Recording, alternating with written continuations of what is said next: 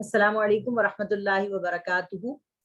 आज 4 जनवरी 2022 है और मंडे का दिन है। आज हम सूरतुल मुजादला शुरू करेंगे। सूरतुल मुजादला 28 सिपारे में है और ये तरतीब मुसहफ के एतबार से 58 नंबर की सूरत है जो मदीने में नाजिल हुई है। इसमें 22 आयात हैं और इसमें 3 रुकू हैं। इस सूरत के मज़ामीन का तज्जिया कुछ इस तरीके से है कि आयत नंबर 1 से लेके 6 में ज़िहार के शरई अहकामात पढ़ाए गए हैं। ज़िहार कहते हैं अगर कोई शख्स पहले ज़माने में, हुजूर के ज़माने में, अगर अपनी बीवी से ये कह दे कि तू मेरी माँ जैसी है या तेरी आंखें मेरी माँ जैसी हैं, तो ये एक तरह की तलाक हो जाया करती थी, जिसकी वजह से एक सहाबी औस बिन साबित ने ये किया कि अपनी बीवी खौला बिनते सालिबा को ये कह दिया कि तू मेरी माँ जैसी है। खौला बिनते सालिबा नबी सल्लल्लाहु अलैहि वसल्लम के पास रोती हुई आई कि देखिए औस ने क्या कर दिया, और नबी सल्लल्लाहु अलैहि वसल्लम ने खामोशी इख्तियार की क्योंकि कुरान की कोई आयत इस बारे में नहीं नाजिल हुई थी। यहाँ पर अल्लाह तबारक व तआला औरत की फजीलत बयान कर रहे। दूसरी जो इन डेप्थ मुझे बात समझ में आई है वो ये है कि अल्लाह तबारक व तआला ये बात बता रहे हैं मुझे भी और आपको भी कि जब औरत हो या मर्द हो, उदउ रब्बकुम तज़र्रुअन व खुफिया, जब वो अल्लाह पाक को पुकारती है तो अल्लाह तबारक व तआला उसकी बात को सुनता है, उसके लिए कुरान मजीद की आयत को नाजिल करता है। तो किस औरत के लिए अल्लाह तबारक व तआला नाजिल कर रहा है कि कद समी अल्लाहु कौलल्लती तुजादिलुका फी ज़ौजिहा व तश्तकी इलल्लाह। अल्लाह तबारक व तआला ने सुन ली उस शख्स की जिसने अल्लाह तबारक व तआला के नबी सल्लल्लाहु अलैहि वसल्लम से वो झगड़ रही थी और अल्लाह को पुकार रही थी कि अल्लाह मेरी मदद कर। अल्लाह पाक ने ये सूरत नाजिल की थी। इस सूरत के अंदर हम पिछली रिकॉर्डिंग में सूरह मुजादला बहुत अच्छी तरह से पढ़ चुके हैं, वहां सुन सकती हैं आप जिहार का मसला। आयत नंबर 7 से लेके 10 में मुनाफिकीन की खुफिया सरगोशियों पर गिरफ्त, यानी अल्लाह तबारक व तआला ने ये बात बता दी कि ये जो काना फूसी करते हैं ना, ये मुनाफिकीन का तरीका है। और काना फूसियां वो कब करते हैं? वो काना फूसियां उस वक्त करते हैं जिस वक्त कोई अहम गुफ्तगू चल रही हो, जिस वक्त नबी सल्लल्लाहु अलैहि वसल्लम कोई बातें कर रहे हो और उसके बाद जो है नबी सल्लल्लाहु अलैहि वसल्लम की बातों के बारे में फपकियां चुस्त करना या इस तरह से बात करना कि जो हुजूर सल्लल्लाहु अलैहि वसल्लम की तहकीर और हुजूर सल्लल्लाहु अलैहि वसल्लम को डिस्ट्रैक्ट करने की चीज हो। तो यहाँ पर बताया गया है सरगोशियों पर गिरफ्त की गई है। फिर आयत नंबर 11 से लेके 13 में मजलिसी तहजीब के आदाब बयान किए गए हैं।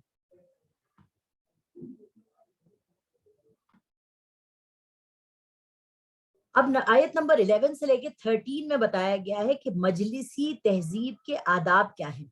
यानी जब आपको मजलिस में, आप कहीं दर्स में जाती हैं और आप हुजूर सल्लल्लाहु अलैहि वसल्लम का जिक्र, अल्लाह का जिक्र सुनने के लिए जाती हैं, तो मजलिसी तहजीब ये है कि जो लोग पीछे से आ रहे हैं वो एक दूसरे पर फलांग फलांग के मत आए, बल्कि जहां जगह मिल रही है वहां बैठ जाएं। और पीछे के आगे के लोगों को चाहिए कि वो लोग आगे खिसक जाएं खुद ब खुद ऑटोमेटिकली, और लोगों के लिए जगह बनाएं और जगह दें लोगों को। तो ये मजलिसी तहजीब भी इसी सूरत में सिखाई गई है। आयत नंबर 14 से लेके 22 में मुसलमान के मुखलिस होने का मेयार बयान किया गया है कि मुसलमान वो जो मुखलिस हो अल्लाह तबारक व तआला के साथ, वो कौन लोग होते हैं। नजवा की मुमानियत, नजवा कानाफूसी करने की मुमानियत आयत नंबर 8 और 9 में, ये इतनी जरूरी बात है कि अल्लाह ताला फरमा रहे हैं क्या तुमने उन लोगों को नहीं देखा जिनको सरगोशियां करने से मना किया गया था, फिर भी वो वही काम किए जाते हैं जिससे उन्हें मना किया जाता है, और सरगोशी करते हैं आपस में गुनाह और ज्यादती की और रसूल की नाफरमानी की। और जब ये आप सल्लल्लाहु अलैहि वसल्लम की खिदमत में आते हैं तो आपको वो दुआ देते हैं जो अल्लाह ने आपको नहीं दी, और अपने दिल में कहते हैं कि अगर अल्लाह हमें सजा क्यों नहीं देता। इस पर जो हम कहते हैं उनका ठिकाना जहन्नुम है जिसमें पहुंच कर रहेंगे, और वो बहुत बुरा ठिकाना है। اب یہاں دیکھیے اللہ تبارک و تعالیٰ نے سرگوشی کرنے سے منع کیا.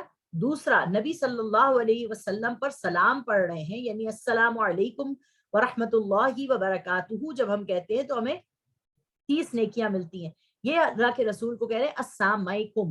السلام علیکم کا مطلب ہے تو ہلاک اور برباد ہو جا. تو اللہ تبارک و تعالیٰ جو ہے ان کی یہ بات کو سن رہا ہے.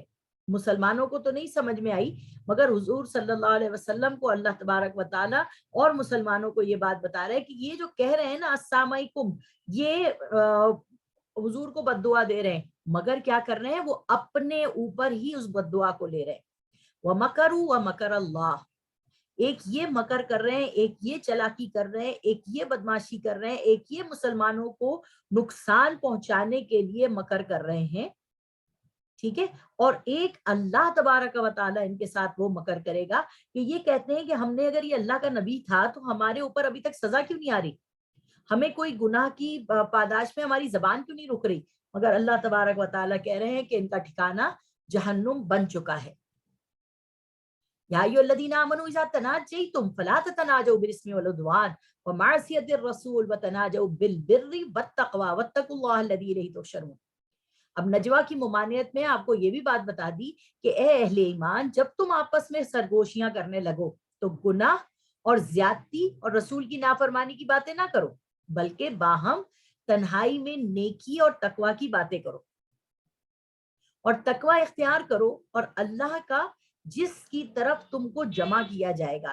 یہاں پر بھی اللہ تبارک و تعالیٰ مسلمانوں کو بھی یہ کہہ رہے ہیں, کبھی کبھی ہم لوگ کانا پوسی کرتے ہیں, ایک دوسرے سے بات کر رہے ہوتے ہیں, تو نیکی کی بات کرو, اچھی بات کرو, کسی کی غیبت اور برائی نہ کرو, کسی کو برا بھلا نہ کہو. آسان تکرہوا شیئا وہو خیر لکم وآسان تحبوا شیئا وہو شر لکم واللہ یعلم وانتم لا تعلمون.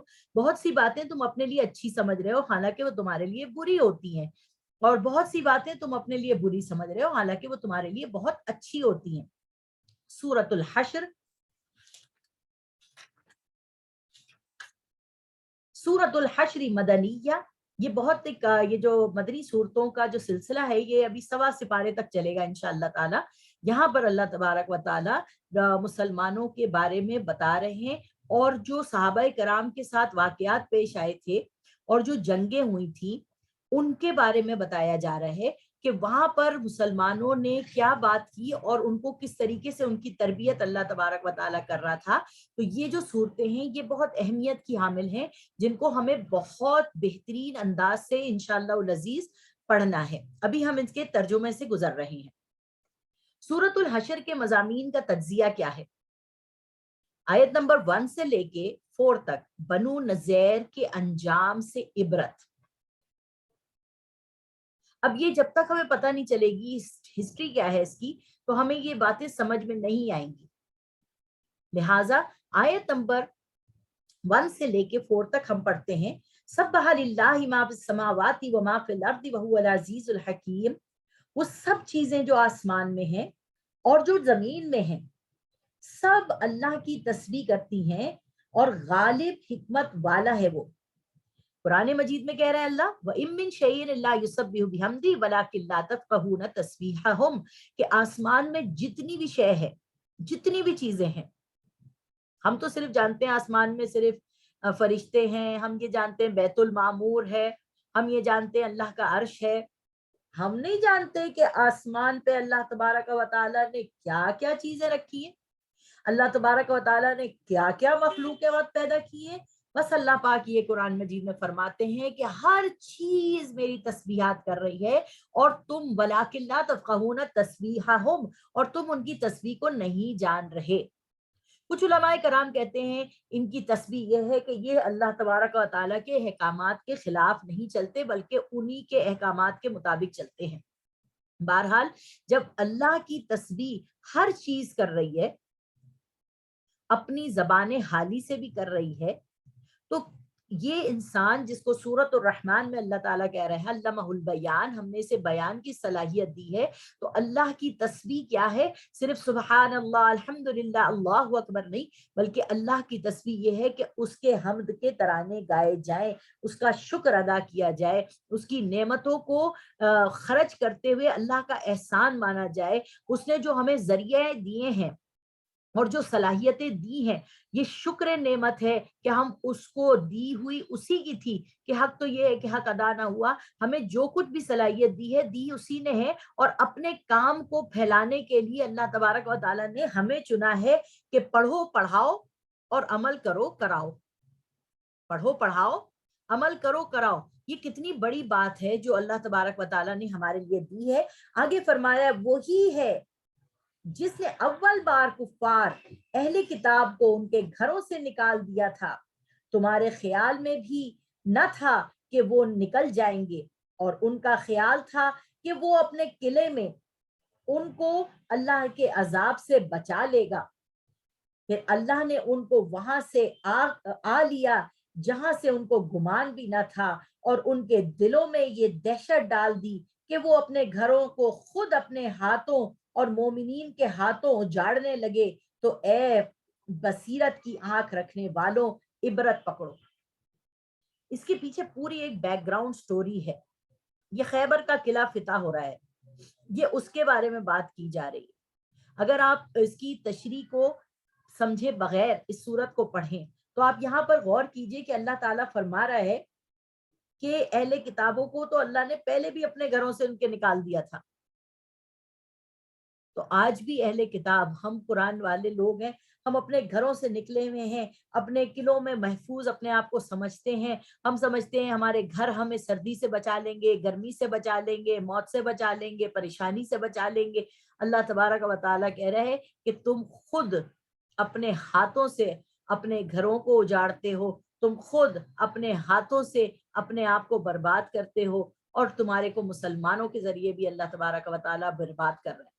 یعنی مجھے بھی اور آپ کو بھی ایک چیز کو سمجھ لینا چاہیے کہ ہم جو ہے اللہ کے حکم کے خلاف چلیں گے تو ہم خود اپنی بربادی کو بلا رہے ہیں۔ آگے فرماتے ہیں اللہ تبارک و تعالی اپنے گھروں کو خود اپنے ہاتھوں اور مومنوں کے ہاتھوں اجاڑنے لگے، تو اے بصیرت کی آنکھ رکھنے والوں عبرت پکڑو۔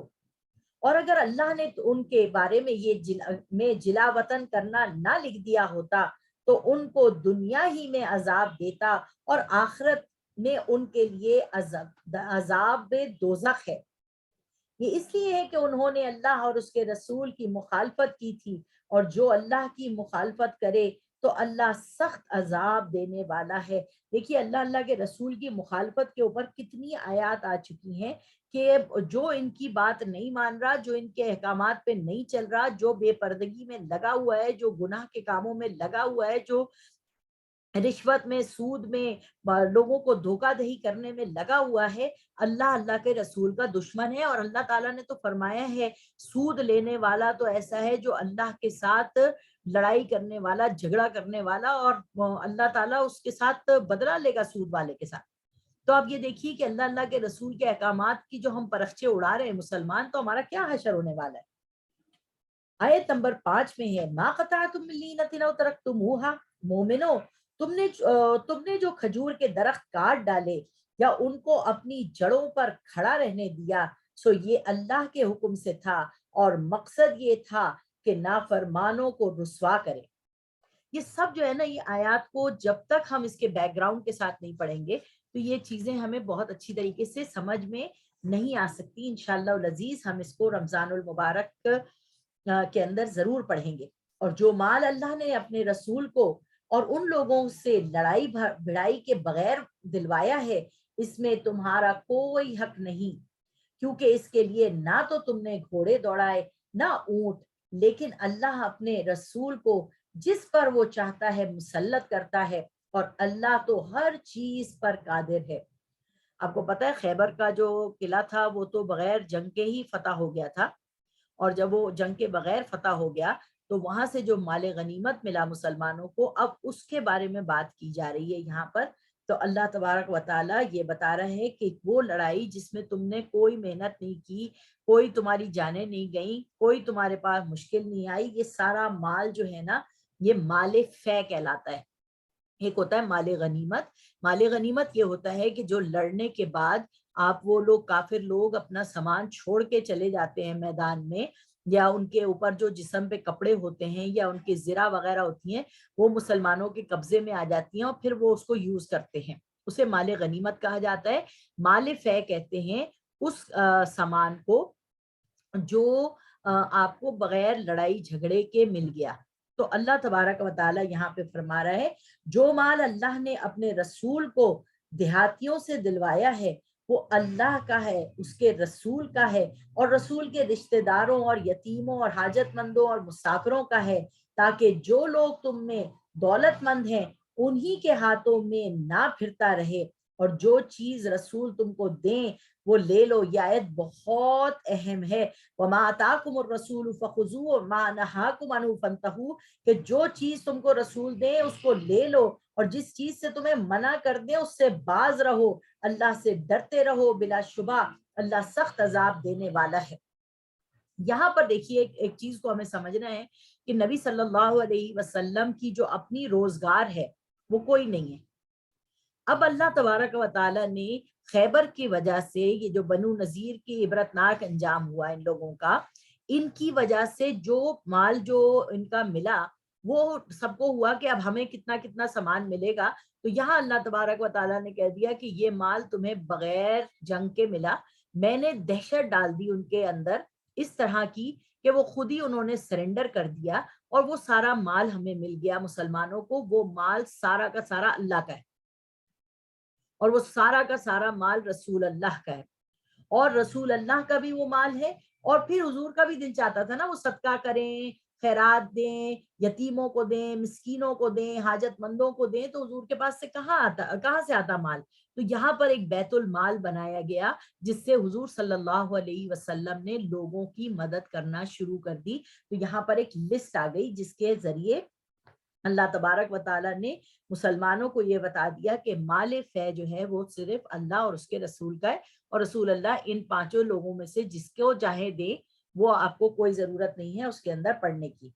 اور غریب وطن چھوڑنے والوں کا حق ہے جو اپنے گھروں اور مالوں سے جدا کر دیے گئے، وہ اللہ کے فضل اور اس کی رضا کے طالب ہیں اور اللہ اور اس کے رسول کے مددگار رہے ہیں، اور یہی لوگ سچے ایماندار ہیں۔ یہاں پر اللہ تبارک و تعالیٰ نے اور ایک بات بتا دی، للفقراء المہاجرین، یعنی یہ مال جو ہے وہ آپ کے رشتہ دار، یتیم، اور نمبر 3 مساکین، نمبر 4 وابن السبیل، جو لوگ تم میں یعنی حاجت مند لوگ ہیں ان کو ملے گا، اور ان کو ملے گا جن لوگوں نے ہجرت کی۔ حضور صلی اللہ علیہ وسلم کے ساتھ جب صحابہ کرام نے ہجرت کی تو اپنی زمینیں، جائیدادیں، اپنی اولادیں جو کافر ہو گئی تھی رہی تھی، ان سب کو وہ سب چھوڑ چھاڑ کے یہاں آئے تھے، اور جب وہ مہاجرین آئے تو انصار لوگوں نے ان کو اپنے گھروں میں پناہ دی۔ تو یہاں پر اللہ تبارک و تعالیٰ جو ہے وہ فرما رہا ہے کہ ان مہاجرین کو دیا جائے گا ان کی ویلفیئر کے لیے، تاکہ یہ لوگ اپنے پیروں پہ کھڑے ہو جائیں۔ اور پھر اللہ تبارک و تعالیٰ جو ہے اگلی آیت میں انصار کی بھی تعریف کر رہے ہیں، اور ان لوگوں کے لیے بھی جو مہاجرین سے پہلے مدینے میں مقیم ہیں اور ایمان میں مستقل رہے، اور جو لوگ ہجرت کر کے ان کے پاس آتے ہیں تو ان سے محبت کرتے ہیں، اور جو ان کو ملا اس میں وہ اپنے دل میں کچھ خواہش اور خلش نہیں پاتے، اور ان کو اپنی جانوں سے مقدم رکھتے ہیں، خواہ ان کو خود فاقہ ہو۔ اور جو شخص حرص نفس سے بچا لیا گیا تو وہ ایسے ہی لوگ مراد پائے گا، مراد پانے والوں میں ہے۔ اب یہاں پر بھی یہ بات بتا دی گئی کہ مہاجرین کو حضور صلی اللہ علیہ وسلم ویلفیئر سے دیں گے تاکہ وہ اپنے پیروں پہ کھڑے ہو جائیں۔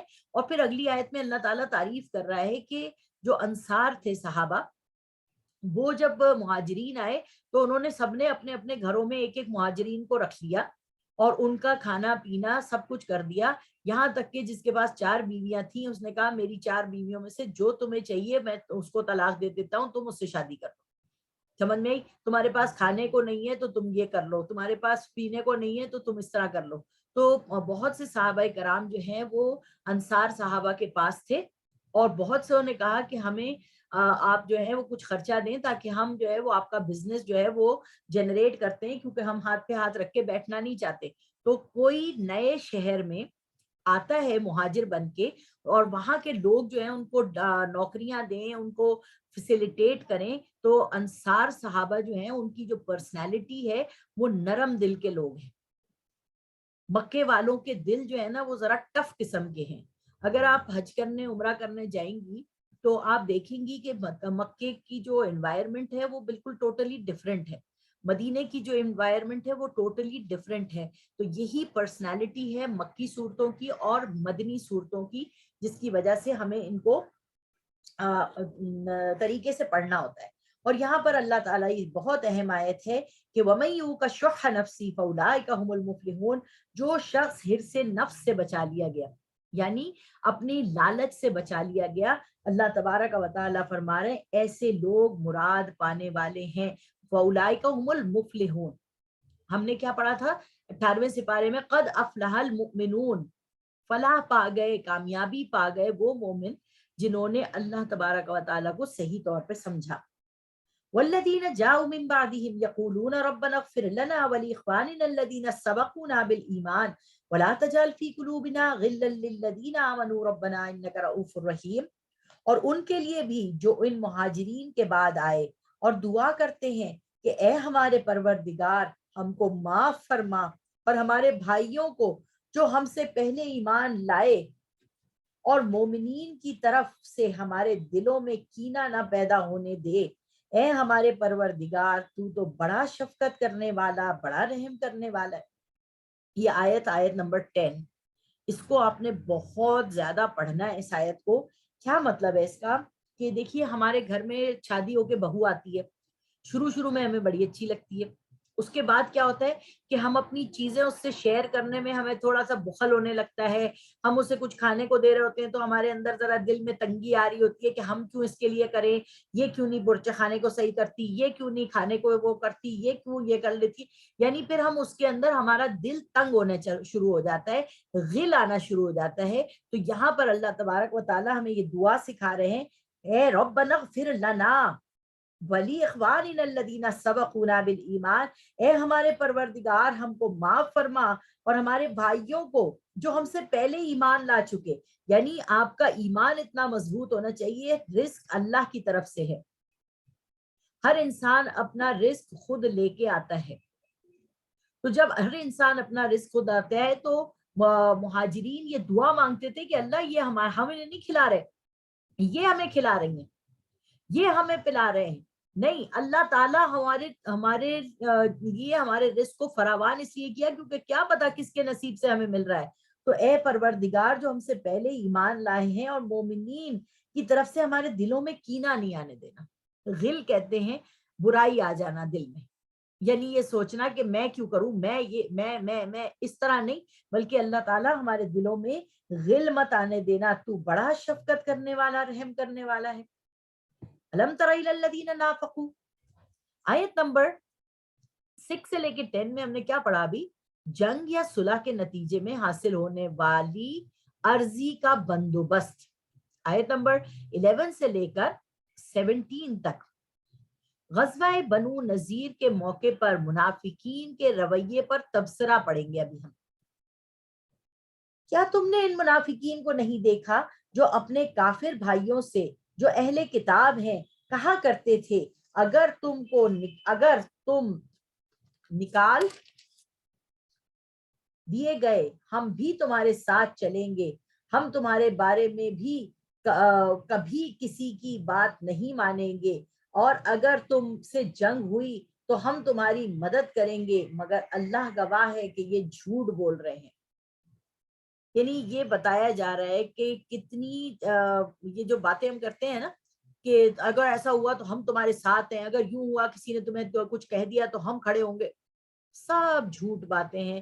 یہاں پہ اللہ تبارک و تعالیٰ بتا رہے ہیں منافقین کا طرز عمل یہ ہے کہ ادھر بھی اچھا بنا رہنا چاہتا ہے اور ادھر بھی اچھا بنا رہنا چاہتا ہے. یہ چیز بتائی گئی ہے یہاں.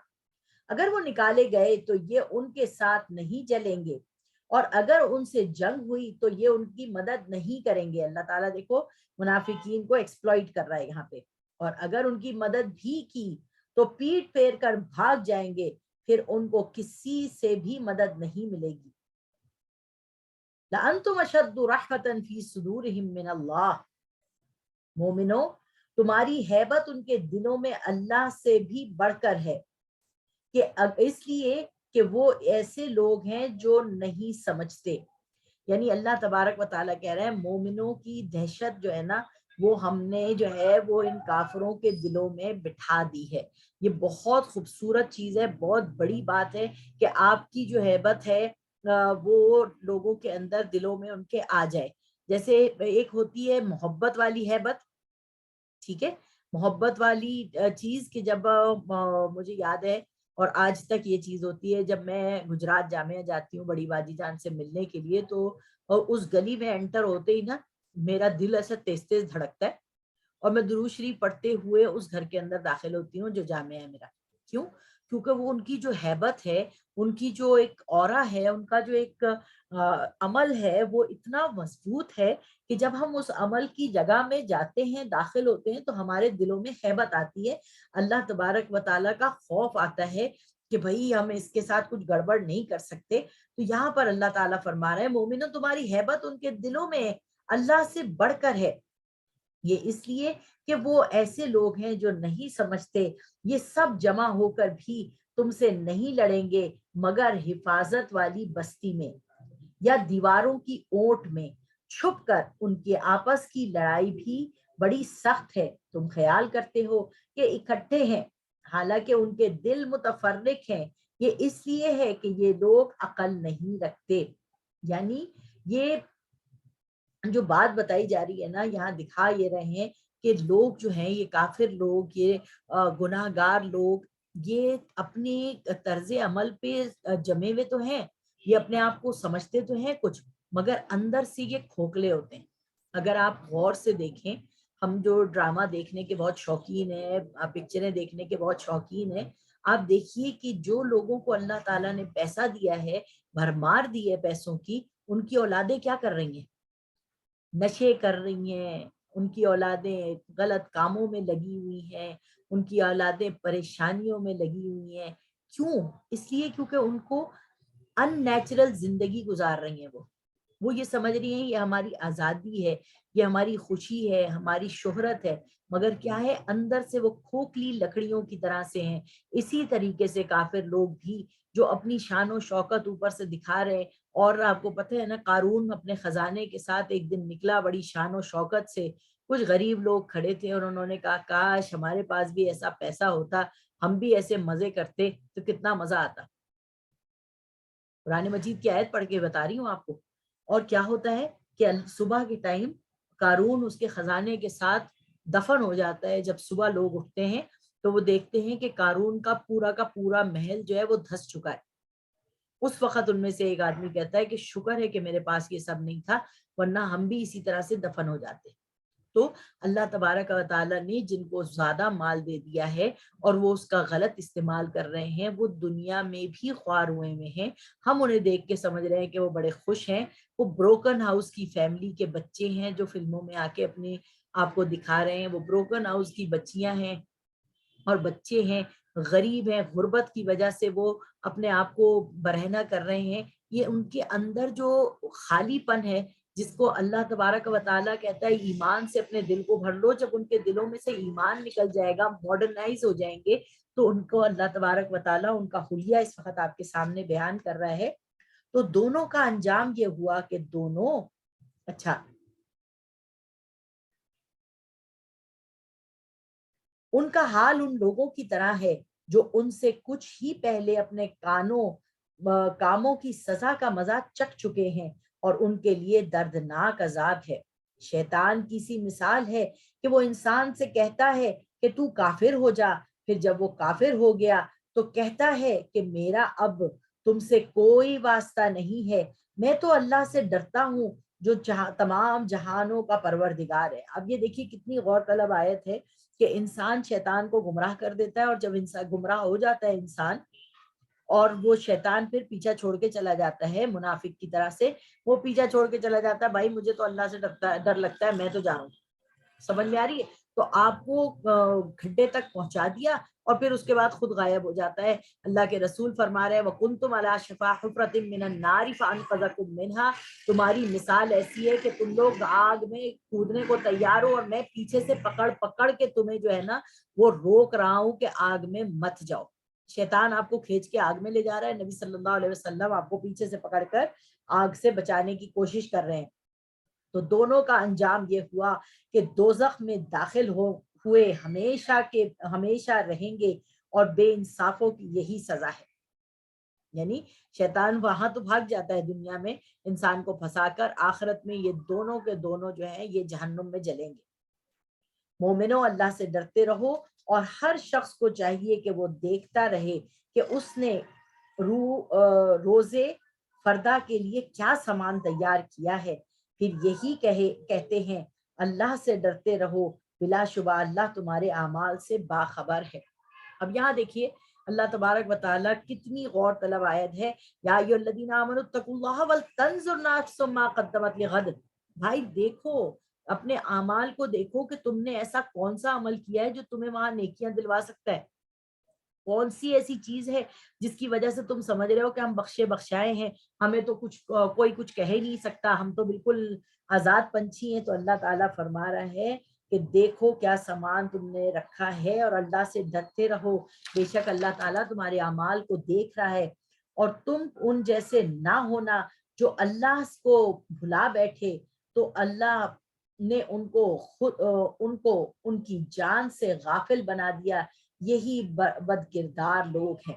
یہ دیکھو اللہ تعالیٰ کہہ رہا ہے جس نے اللہ کو بھلا دیا, اللہ تعالیٰ نے اس کو اس کی اپنی جان بھلا دی. کیا مطلب ہے اس بات کا؟ یعنی آپ جب اللہ کو بھول جاتے ہیں تو پھر آپ آخرت کو بھول جاتے ہیں, پھر آپ حساب کتاب کو بھول جاتے ہیں, پھر آپ جنت کو بھول جاتے ہیں. اور جنت جو ہے وہ اللہ کے دیدار کی چیز ہے, اور آپ کے اندر جو روح ہے وہ تو کل الروح من امر ربی وما اوتیتم من العلم الا قلیلا. جب آپ اپنی روح کو ہی نہیں پہچان رہے, آپ انا للہ و انا الیہ راجعون کو ہی نہیں سمجھ رہے, تو پھر جب آپ نے اپنی روح کو ہی بھلا دیا, آپ نے اس جسم کی مرضی کو چلایا, نفس کی خواہشات کے پیچھے رہے, اور آپ نے اپنے آپ کو بھلا دیا کہ میری جان جو ہے, یہ میری روح جو ہے, یہ اللہ کو اکاؤنٹیبل ہوگی اور مجھے پھر سزا اور جزا کا پتہ چلے گا. تو اللہ کہہ رہا ہے تم نے مجھے بھلا دیا, میں نے تمہیں بھلا دیا, تم نے اپنے آپ کو ہی بھلا دیا. گو کہ تم لگے ہوئے ہو اپنی باڈی میں, لگے ہوئے ہو اپنے صحت میں, لگے ہوئے ہو اپنے کاموں میں, لگے ہوئے ہو اپنی خوشیوں میں, لگے ہوئے ہو, مگر تمہیں آخرت بھولی ہوئی ہے. دوزخی اور جنتی دونوں برابر نہیں ہیں. جنتی تو کامیاب لوگ ہیں. لو انزلنا هذا القرآن على جبل لرأيته خاشعا متصدعا من خشية الله وتلك الأمثال نضربها للناس لعلهم يتفكرون. ایمان کے زبانی دعوے داروں کو نصیحت کی جا رہی ہے. جو لوگ زبانی کہتے رہتے ہیں نا ہم تو اللہ پہ ایمان لے آئے, ہم اللہ پہ ایمان لے آئے, اللہ تعالیٰ کہہ رہے ہیں کہ اگر ہم قرآن کسی پہاڑ پر نازل کرتے تو تم دیکھتے کہ وہ اللہ کے خوف سے دب جاتا ہے اور پھٹ جاتا ہے, اور ہم یہ باتیں لوگوں کے لیے بیان کرتے ہیں کہ وہ غور کریں.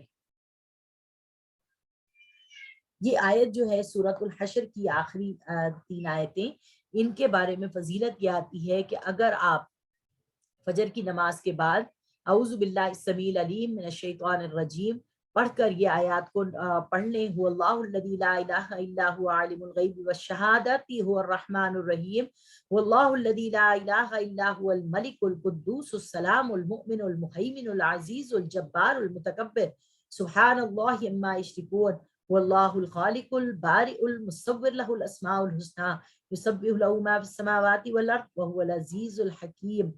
اگر آپ یہ نام جو ہیں 14 نام ایک ساتھ اللہ تبارک و تعالیٰ کے یہاں پہ اس صورت میں آئے ہیں, اگر آپ ان کو پڑھ لیں گے تو 70,000 فرشتے آپ کے لیے جو ہے وہ فجر سے لے کر مغرب تک آ جائیں گے, آپ کے لیے دعائے خیر کریں گے, آپ کی حفاظت کے فرشتے ہوں گے. اگر آپ اسی آیت کو مغرب کے بعد پڑھیں گی تو فرشتوں کی چینجنگ کے ٹائم پہ 70,000 فرشتے آئیں گے آپ کے پاس, اور آپ کو جو ہے وہ حفاظت کریں گے آپ کی مغرب سے لے کر فجر تک. تو یہ آیات بہت اہم ہیں, بہت خوبصورت ہیں, اس کی بہت اچھی ایکسپلینیشن ہے. جو انشاءاللہ العزیز ہم ضرور کریں گے۔ وہی اللہ ہے جس کے سوا کوئی معبود نہیں ہے، وہ پوشیدہ اور ظاہر کا جاننے والا ہے، وہ بڑا مہربان نہایت رحم کرنے والا ہے۔ وہ اللہ ہے جس کے سوا کوئی عبادت کے لائق نہیں، وہ حقیقی بادشاہ ہے، پاک ہے، سلامتی دیتا ہے، امن دیتا ہے، نگہبان ہے، وہی زبردست ہے، درست کرنے والا ہے، بڑائی والا ہے۔